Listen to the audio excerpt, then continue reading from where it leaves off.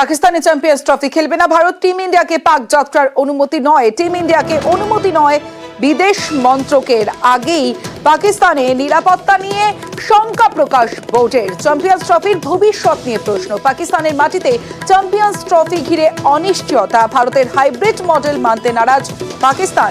ভারতও পাকিস্তানে খেলতে যেতে নারাজ। কি হবে চ্যাম্পিয়ন্স ট্রফির ভবিষ্যৎ?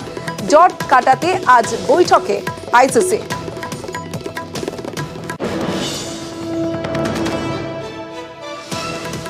Indian cricket team participating in Pakistan, the BCCI has issued a statement.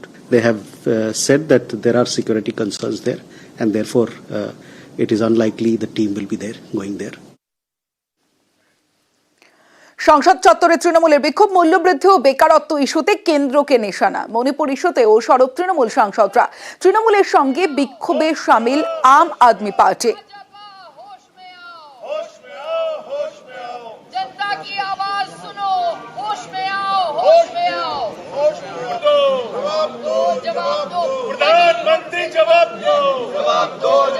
আমরা চাইছি যে যেরকম ভাবে মণিপুরে যেসব হচ্ছে প্রাইস রাইজ এর ওপরে, আনএমপ্লয়মেন্টের ওপরে, এগুলো আমরা মানুষের কষ্ট আমরা উঠাতে চাইছি। সদনে ডিবেট চাই। বাংলাকে আবাস যোজনার পয়সা দেওয়া হচ্ছে না, নরেগার পয়সা দেওয়া হচ্ছে না। গভর্নমেন্টের জিম্মেদারি হচ্ছে যে সদনকে চালানো।